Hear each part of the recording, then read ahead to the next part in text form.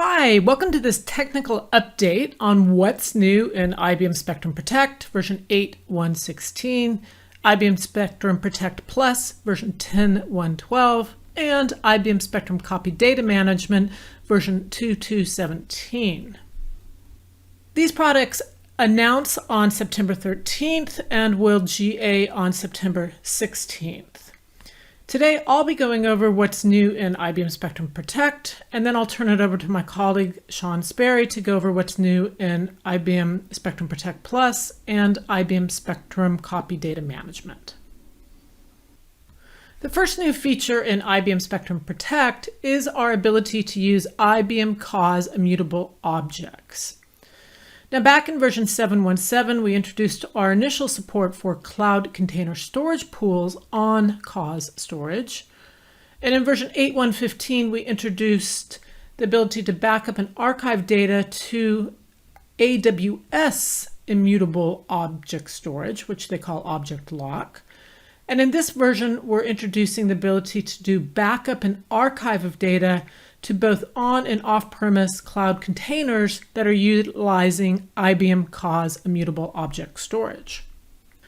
When we talk about immutable object storage, you might also have heard this referred to as worm, cloud worm read, data lock. There's a lot of different names out there.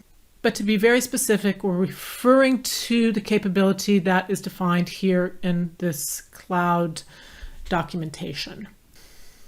We support both the on-premise and the public cloud setup for IBM Cloud Object Storage, and the initial setup for those two are a little bit different. So when you go out into your IBM Cloud Object Storage for on-prem, you're going to create a new custom vault, and then you're going to enable retention and set these three parameters: retention duration, which whatever you set that to, that number is going to be overwritten by Spectrum Protect. Minimum duration, that should be set to 0 because Spectrum Protect will send out test reads and writes, and we don't want those lingering out there. And then finally, maximum duration, that's going to be at least as high as your Spectrum Protect storage pool. You'll then go into the deploy vault and you'll specify authorized users. Now, if you're using IBM Cloud Object Storage public cloud, you'll simply go into buckets, create bucket, customize your bucket, and then you'll add in the same three retention policies. Inside of Spectrum Protect, once you've defined those Cloud Object Storage immutable object buckets, you will go ahead and define a storage pool using enable cloud data lock equals yes, and cloud data lock duration equals, and then a specific number of days. Now, I will talk about what those number of days should be. I've got a couple slides on that, but in general, we need to make sure that they work in conjunction with your Spectrum Protect policy's expiration time. Now, this is only supported for container storage pools that you're sending backup and archive data to. It is currently not supported for retention sets or Spectrum Protect metadata database backups out to the IBM COS Immutable Storage.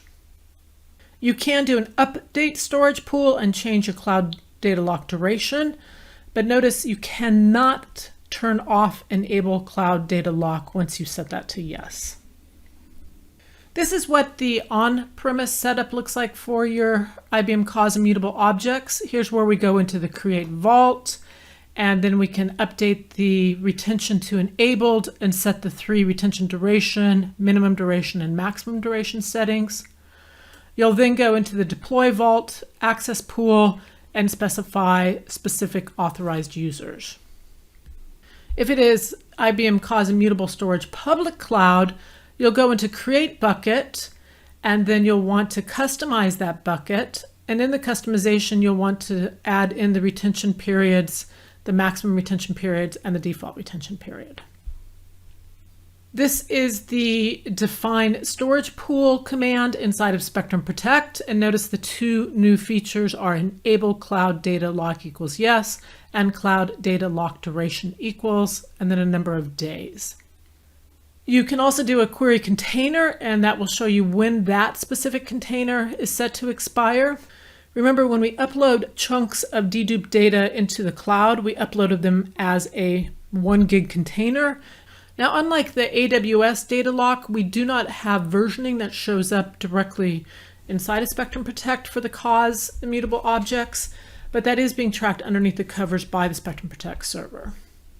So let's look first of all at this difference between the policy expiration period versus the cloud data lock duration. So first and foremost, they are independent. We are locking those containers, and remember those containers contain about 1 gig of dedupe chunks based upon the cloud data lock duration. Inside of those containers, we have a whole bunch of chunks of data, and those are being expired based upon the policy that we set up when we backed up the initial data. So let's back up a step and look at how this all gets out there. So first of all, data is being backed up to the Spectrum Protect server, and that data is assigned to a policy.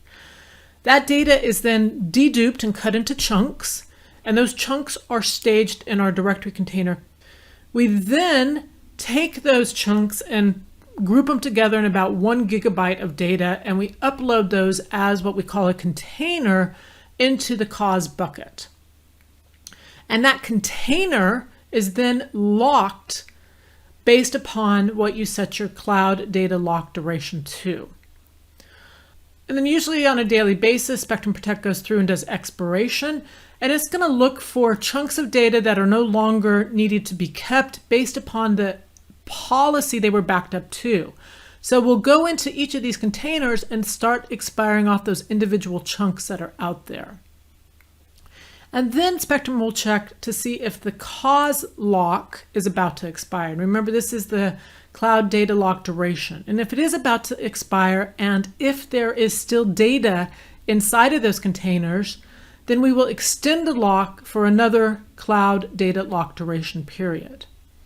If all of the data is marked as expired inside of the container, if the lock has also expired, then we'll simply delete off the container and clean up all that information out of the cloud. If the COS lock has not yet expired, then we'll put that into a pending state. And that basically tells Spectrum Protect that there's no more data in there that we're keeping, but we can't delete that container structure until the cloud data lock duration expires.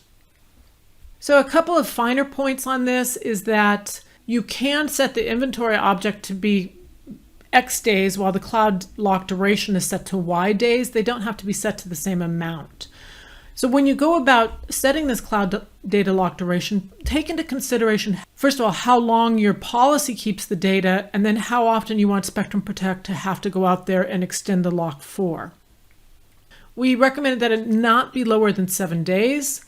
And if you set it too long, like years and years and years for that cloud data lock duration, then we're going to keep those container structures out there for that period of time. And that means you're paying for that cloud storage. Okay, this is what setting up IBM COS Immutable objects looks like inside of the Spectrum Protect Operations Center. You can go in and add a storage pool, and then you would simply choose Cloud Data Lock. You would enable it, and you would set a lock duration out there. You can also check the properties and see what that lock duration is set to. Remember, you will be able to edit the lock duration, but you will not be able to turn off the lock itself. You can look at the containers and see which ones are in pending state versus which ones are read-only. Remember, pending state means we've expired all of the data out of the container structure, but that cloud data lock is still present. Okay, so I just talked about our new mutable object storage out in IBM COS. Do check out the YouTube video I have on both IBM COS immutable objects as well as the AWS immutable object storage. Okay, the next new feature is password security enhancements. So in the last few releases, we've made changes to our passwords, and in this release we are making additional changes. The first one is the ability to issue this set PW reuse limit, and this is going to specify the number of consecutive times a local administrator's password has to be changed before that password can be reused. This can be set anywhere from 0 to 9999, with the default being 12. And that 12 is what your administrators will automatically be set to when you update to Spectrum Protect 8.1.16. If you had the default of 90 days for your password expiration, that would mean that you had about 3 years default before a password could be reused if you were just waiting for that password to expire off. This does not limit how often a password is updated, and you will get an error ANR2144E, invalid password, administrator password was recently used, and ANS0306E, the password was previously used, if you try to reuse a password. The next new enhancement is set min PW length, and this specifies the minimum length of a local administrator or a node's password. The default will be 15, but you could set it anywhere between 8 and 58. We will set it to 15 when a new Spectrum Protect server is installed at version 8.1.16 or above. And we'll set it to 8 when we're updating an existing server to version 8.1.16 if the min password length was previously between 1 and 7. The next new enhancement is case sensitivity for passwords, and this will be for both your local administrators and the nodes. So previously, all the passwords were stored in uppercase, and there were no case-sensitive comparisons being used. But now, in version 8.1.16, we are case-sensitive for the passwords. So if you are currently in session security equals transitional, we will not be case sensitive. And that's because you're probably using a down level admin or node who doesn't currently support case sensitive passwords. So we will leave them as unsensitive if you are in session security equals transitional. If you are in session security equals strict, after you update the admin or at the first login, we're going to store the password however it's entered. So whatever uppercase, lowercase combos you enter, that's how it will be stored and used from then on. If you update the session security equals transitional, then we will reset the password back to case insensitive. So even if it was case sensitive, if you update your session security back to transitional, we will remove that case sensitivity. The next new enhancement is minimum number of upper and lowercase passwords, and this is only for your local administrator passwords. Back in version 8.1.15, we introduced min password character alphabetic, numeric, and special, and now we're adding to that the min password character upper and the min password character lower. A couple things to remember is if your session security equals transitional, then your alphabetic plus numeric plus special cannot exceed 58. We do set aside 6 for your multi-factor authentication. And the minimum length of the password will either be alphabetic plus numeric plus special, or if it's larger, your min password length. If your session security is strict, then your upper plus lower plus numeric plus special cannot exceed 58. And the minimum length of password will use the larger of your upper plus lower plus numeric plus special, or if min password length is larger, we'll use that. Do check out the video I have out there showing these new enhancements in use. Okay, the next new feature is cloud-to-cloud tiering, and this is going to allow us to do migration of protected data from one cloud to another cloud. So back in 8.1.3, we introduced tier by age from a directory container storage pool out to a cloud container storage pool. 8.1.8, we introduced tier by state and age from directory container storage pools to tape and VTL storage pools. And now in 8.1.16, we're entering tier by age from one cloud container storage pool to another cloud container storage pool, even if it is IBM COS to AWS or Azure or whatever. We don't care about what type of cloud container that is. We do specify this as a migration path. It's not meant as a permanent tiering environment like our tier by age out to cloud from directory or out to tape or VTL. So this is kind of like, I'm no longer going to be using AWS. I want to switch over to IBM COS type of scenario. It is only migrating backup and archive data. It does not currently migrate your Spectrum Protect metadata catalog backups or your retention sets. It supports all cloud types, and it will stream that data in 1 gig segments. Now, the data in the source pool will be uncompressed and unencrypted before it's sent to the target pool. And then once it hits the target pool, if that target pool has encryption and so forth on, it will recompress and re-encrypt according to that new pool. And then space on your original source pool will be cleaned up once Spectrum Protect expires and marks all of those extents in the container structures as expired.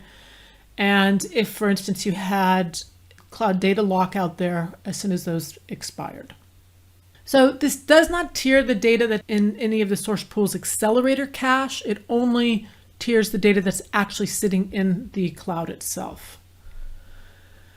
In order to do this, you can either use the command line or the OC. You would do define storage rule, give it a name, enter the target pool, and then source pool equals your source pool, action equals tier by age, and tier delay equals 0, and max processes equals, and we'll talk about that here in a minute. Now, we do recommend your tier delay be 0 so that it will allow for all that data in the source pool to be tiered. I do have a YouTube out there, so do check out that demo. This is the command line parameters. Remember, we're only supporting tier by age, and you do need your source and your target pool out there. If you were to do this inside of the Operations Center, you would go into storage rules, create rule, type equals tier. You would enter your target pool, select your source pool, and then enter a rule name. Okay, a couple notes on performance. If the user is attempting a bulk migration out of one object storage system into another, if your performance is not critical, then choose a max process count for a storage rule that does not conflict with normal operations, maybe somewhere between 10 and 40. If the performance is critical, then consider running the tiering storage rule with max process equals 50 to 99. And if possible, split up the nodes and file spaces being tiered into separate logical batches, and then run separate tiering storage rules with those high max process values. And then also consider enabling and using cloud read cache feature with the source cloud container storage pool. Okay, if the user is just tiering some data from one pool to another, then choose a max process somewhere between 10 and 40. So the rule of thumb is this process is generally going to be bottlenecked on the source side container storage pool as the read performance with small IOs. This can be mitigated by enabling or using a source pool cloud read cache. The next new feature is our common data repository known as OpenSnap Store Manager, or OSSM. This provides a common data repository between your Spectrum Protect server and your Spectrum Protect Plus backups. Previously, we had tech previews for OSSM, but in this release, 8.1.16 and 10.1.12, we fully support backups, replication, and test, production, and clone restores for virtual machines from Spectrum Protect Plus. So in order for this to be installed on your Spectrum Protect server, you will go out there and install the OpenSnap Manager, which is part of your typical Spectrum Protect server code, and you'll install that on the Spectrum Protect server. You'll then run the OSSM cfg.bin file, which is your configuration wizard, and this is run from your Spectrum Protect server. And it's basically going to create an initial application key that's going to be used by the Spectrum Protect Plus server to communicate with the Spectrum Protect server and the OSSM agents. After you've done the Spectrum Protect side, you'll then go over to the Spectrum Protect Plus piece and you'll configure OSSM over there. The first thing you'll do is configure an OSSM site and storage, and this means giving Spectrum Protect Plus the Spectrum Protect server address, the certificates, the Spectrum Protect Directory Container Storage Pool links. Once you have your storage configured, you're then going to register a VADP proxy on Spectrum Protect Plus. And the awesome VADP proxies will be utilizing the same location that the VADP proxies normally install to. And of course, these OSSM VADP proxies are going to be needed to communicate with VMware and the storage that we're going to be backing them up to on the Spectrum Protect server. After you've made sure that you have your VADP proxies out there, you're then going to create a new OSSM service level agreement. And in that, you will set up the backup times. You'll choose the primary Spectrum Protect server you want to go to, as well as the replication Spectrum Protect server, which is optional, but if you have two Spectrum Protect servers, you might as well set that up for your SPP loads as well. And then, of course, you'll set up things like what time that is going to kick off, how long you're going to retain that data, and if that retention is going to be the same or different on the replication site. And then finally, you'll assign virtual machines to that SLA so that they can be backed up to the Spectrum Protect OSSM directory container storage pools.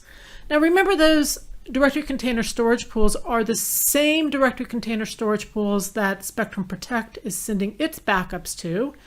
And those directory container storage pools have things like dedupe, encryption, and compression built in. So by implementing these common data repositories, you're really capitalizing on all of that Spectrum Protect storage and the built-in dedupe, compression, and encryption that comes with it. So once the data has been backed up from the Spectrum Protect Plus of the VMware machines and is being stored in the Spectrum Protect directory container storage pools, which are also known as awesome storage pools, that data obviously can be accessed for restores, and we can do both the production restores, the test restores, or the cloning. And the thing about the test restores is if you do spin up a VM image, that VM image will be cloned and spun up directly from inside the Spectrum Protect storage pools. So you don't have to restore any data back to the vCenter when you're doing those test restores. Another thing to note is that when you back up the data to these awesome storage pools, the data is being managed by the IBM Spectrum Protect Plus server, and it's being managed based upon the SLA settings. So Spectrum Protect Plus will tell Spectrum Protect when it's time to expire the data off or replicate it or anything like that. I do have 3 videos out there, one showing the installation, the second one showing the backup, and the third one showing replicating that workload as well as restoring that workload. Okay, some additional information on that OpenSnap Store Manager is currently we're supporting VMware virtual machines that are going to be backed up from your Spectrum Protect Plus server, utilizing the awesome proxies you installed, and then those will be backed up to your Spectrum Protect directory container storage pool, and then optionally replicated over to a secondary Spectrum Protect server. We do recommend you take a look at the blueprints for the IBM Spectrum Protect Plus, as well as the SPP sizing tool, which is also online, for recommendations on CPU, memory, and disk space for this installation. But the basic rule of thumb is one proxy will work with about 350 virtual machines. And we will be updating our blueprints with even more guidance here in the near future. When we do the backups from the Spectrum Protect Plus server of those virtual machines, the data is being transferred over the network via TCP/IP.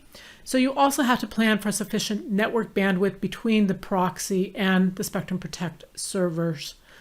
Do note that from the proxies out to the Spectrum Protect server, as well as from the server-to-server replication, that is going to be post-data reduction, so deduplication and compression will be applied. Currently, we support Spectrum Protect Linux on X series as the Spectrum Protect servers. So in addition to checking the documentation when you're configuring your VADP proxies, There is currently no method to move data from an existing vSnap storage pool out on your Spectrum Protect Plus server into the Spectrum Protect Awesome storage pools. If you do want to switch your workloads over to that, you will need to first of all install your OSSM, and we recommend doing that alongside your current vSnap, and then switch your VMware SLAs to target OSSM. And then just allow that data in your vSnap to age out.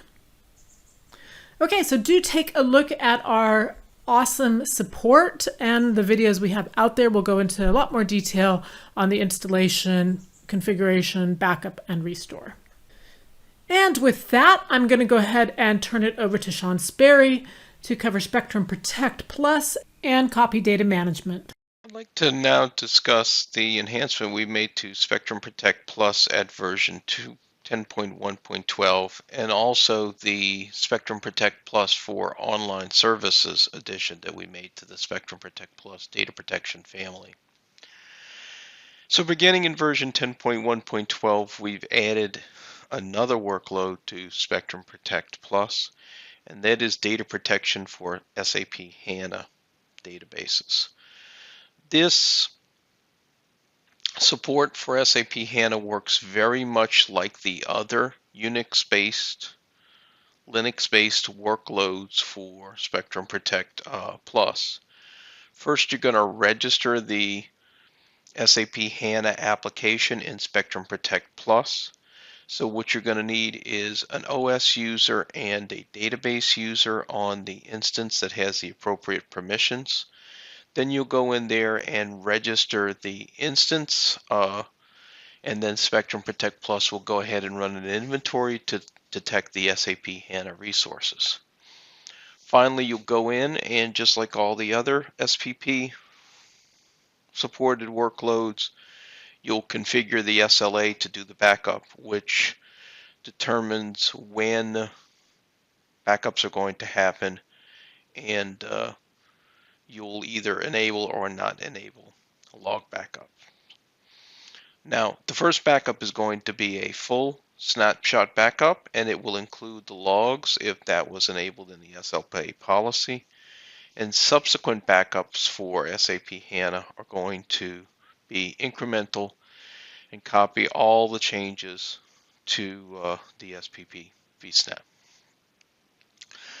All of the standard restore methods for SAP HANA or SAP HANA are supported for Spectrum Protect Plus, just like all of the other workloads. You'll be able to do a restore on demand, either point in time or a recurring restore if you wanted to, for instance, schedule a cloning operation. We also allow the various different restore methods that are available in Spectrum Protect Plus, including the instant access, test, or production. So test essentially leaves the data in the Spectrum Protect repository, but allows you to bring up the SAP HANA instance and look in it and test it, for instance. And production moves the instance back to recovery. If you're interested in seeing a demo of this, you can check out these YouTube videos that we recorded here, and you can take a look and see that in action. Moving along to some base Spectrum Protect Plus enhancements, we've added catalog backup for Spectrum Protect Plus to object storage. Now, if you're a longtime Spectrum Protect Plus user, you recall you could get catalog backups to object storage. But the way you did that was you backed it up to vSnap first, and then you replicated to object storage. Well, beginning in version 10.1.12, if you want to back up directly to object storage, you can now do that. So basically, you can just take the Spectrum Protect Plus catalog, not go through a vSnap, and send it directly to the cloud. The disadvantage of doing it the old way is when you went to do a restore, you had to have the vSnap available. So if the vSnap, for instance, got destroyed in a disaster, you would have to create an empty vSnap in order to do the restore. And in this methodology, you don't necessarily need that empty vSnap. Here's some of the details on what's supported for this catalog backup. We're going to support the standard object storage and tested IBM COS, AWS S3, and Azure Blob. In this initial release 10.1.12, we are not going to directly support a repository server, in other words, a Spectrum Protect server. But what you can do is you can register the Spectrum Protect server as cloud storage and select S3 compatible storage. You just specify an existing bucket or file space to be used as the backup storage bucket. We do suggest that you do not use any of the buckets that are named SPP-* because they are dedicated buckets created by SPP for standard archive and copy operations. So we'd rather you create a separate one for storing your object storage, for storing the catalog backup if you are going to a Spectrum Protect server. When you create the SLAs, it looks a little different now for catalog backup. You now have two choices. You can either choose to go to vSnap, or you can choose to go directly to object storage. So in this case, you're going to vSnap and optionally replicating off to object storage. In this case, you're going directly to object storage. When you do the catalog restore, again, remember you have two different choices, right? If you're coming from vSnap, you'll select this tab, and you'll see all the vSnaps and potentially the replicas on object storage. If you select this tab, you'll see only the catalog backups that went directly to object storage. We have, continuing with these enhancements, we have improved the point-in-time restore for SQL Server databases. It used to be when you selected a by time restore for a SQL Server database, you could pick a time for which there were no log backups necessarily available in the GUI. And that was obviously bad because the restore would not succeed. So beginning in version 10.1.12, we made the GUI experience better by, when you pick a by time restore for SQL Server, you'll only see the time ranges for which log backups are available. So you can go on here and see a window start and a window end based on the log backups and pick the one that you want to do for doing your point-in-time restore. So it just is a lot smoother and gives you a lot more information in the GUI.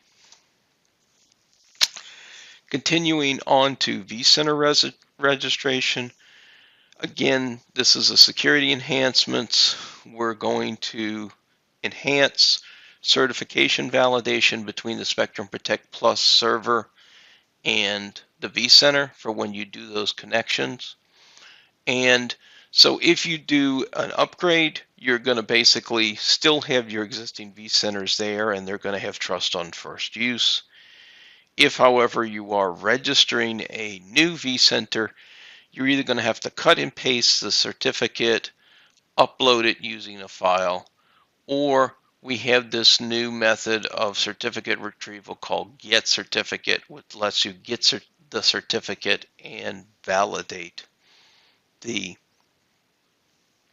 vCenter when you first add it to Spectrum Protect Plus. Continuing on to Spectrum Protect Plus for online services, I just want to point out to the overall data protection community that we have added a new data protection as a service component to the Spectrum Protect Plus family. This is called Spectrum Protect Plus for online services, for those of you who are not familiar. And our first workload in this area is going to be Microsoft 365 backup or data protection. So beginning with this version, or beginning with the first initial release, Spectrum Protect Plus for online services, or SPPOS as we like to call it, allows you to protect Microsoft 365 objects.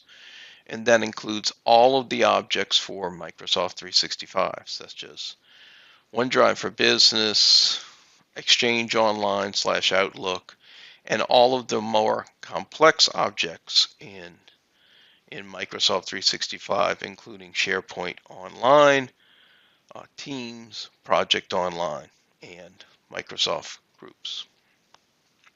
This product is implemented totally on the Azure cloud, so there is no installation of it. It comes installed, and it is just ready there to protect your Microsoft 365 objects. I do want to point out that there is no version associated with this product because this is implemented as a service. So IBM is going to be the one who is installing or setting up this product in the Azure cloud and managing the upgrades for you. So you're not responsible for managing the upgrades. It is very easy and simple to use. So there is a free 30-day trial available to it. I've included the links down here. I've written a quick start guide for it, which kind of gets you started using the product with Microsoft 365, but it's almost easy enough to use to where you don't really need a quick start guide. The configuration is very much wizard driven. So you can go in, request your free trial against your instance, go in there and start doing backups almost immediately. There is some overview videos and some other videos that I put on my blog that you can go out there and watch with this particular product. Now, one of the changes that we've implemented with this version of Spectrum Protect Plus for online services, or the latest version, is this self-service restore portal. There are two methodologies for restoring Microsoft 365 data, OneDrive for Business and Exchange Online mail messages. One is a centralized help desk methodology where a user can request a restore to happen through a help desk. We've also added now this self-service portal. So what this allows for is for users to go in and, without this centralized help desk, to be able to go in and restore their own OneDrive files and email messages. So it essentially makes the process very easy to execute for an end user to be able to restore their own documents and mail without necessarily needing to open a ticket. So now I'd like to talk about Spectrum Copy Data Management version 2.2.17. And as you recall, the previous version we added ransomware detection support for Epic Cache and Epic Iris databases. And in this version of Spectrum Copy Data Management, we're now going to add ransomware detection support for the next workload in the list, which is SAP Hana. So this works in a very similar fashion to Epic Cache. We're going to integrate with the ransomware data scanning engine, which is installed in Linux, and then do ransomware detection for SAP Hana version SPS04, SPS05 on SUSE 12 or SUSE 15, running on either Power 8 or 9 or virtual with an XFS file system. The scanning engine will run the scans and integrate with the SLA provided by Spectrum Copy Data Management. So Spectrum Copy Data Management will instruct the ransomware scanning engine to perform the scan, tell it how often to perform the scan, and record the results. Now, from a timing perspective, the first scan can take some time because it is a full database scan, but subsequent scans by Spectrum Sentinel can be shorter because they are going to be incremental scans of the database. From a restore perspective, we are going to be able to restore the instance level of SAP HANA, and you can restore, and you must pick all the instances selected in and deselected together. And the tenant database must restore all the tenants to the same restore point. You can choose to restore either the last clean scan or the possibility that if you want to, you can try and restore a snapshot that was scanned and marked as infected by our ransomware detection. But again, that would be on you if you wanted to do that restore and perhaps check things out yourself. Now, you'll see here there are a couple videos that you can take a look at. This shows this feature in action for SAP HANA and for the Epic Cache or Epic Iris database. This is what it looks like inside the Spectrum Copy Data Management application. As you can see here, the job history shows you all of the scans that have been done, which ones are failed, and which ones are completed successfully. And as you can see here, you can choose to restore a last clean copy if you wanted to, or if you wanted to try copy that ransomware was detected on, you can also do that. We also support the revert option, which is an advanced option that is unique to SAP HANA that allows you to revert your source volume to a specific snapshot. And you can see a picture of that down here. Now, the scanning engine we're using here is version 1.1.1. And we have tested that with Spectrum Copy Data Management version 2.2.17. An integral part of this, however, is that the snapshots are stored on Spectrum virtualized safeguarded copy volumes. And the tested version that we used for this specific version of CDM is safeguarded copy version 8.5.1. Now, there were some challenges with licensing multiple versions of the Spectrum Sentinel scanning engine in previous versions. And so beginning in 2.2.17, we now support a federated anomaly scan engine.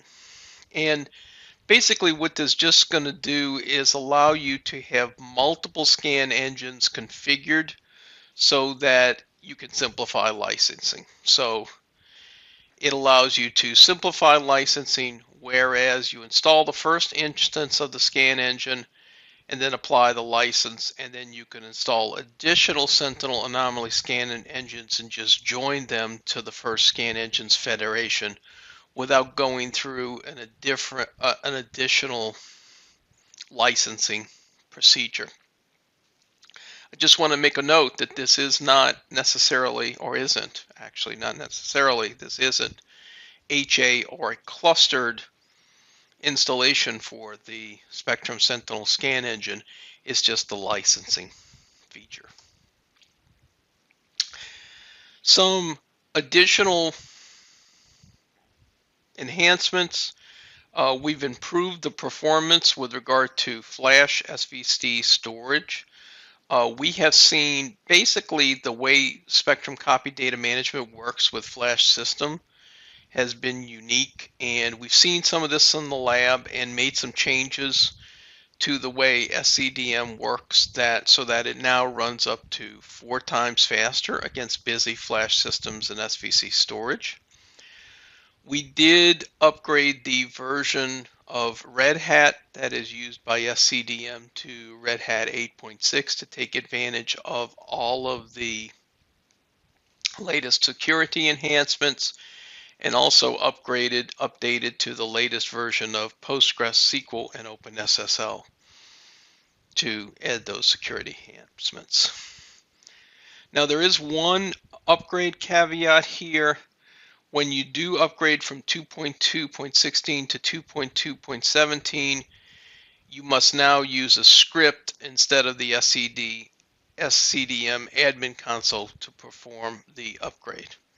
This is due to the fact that we're going to be upgrading a lot of the operating system components as noted above, and that in this particular version requires us to use this script. It is, however, an in-place upgrade as opposed to the previous version, which was a side-by-side upgrade that allowed us to get to Red Hat to take advantage of all the security fixes there. So that completes this update for Spectrum Protect, Spectrum Copy Data Management, and Spectrum Protect Plus. I hope you found it useful, and I look forward to seeing you on the next video.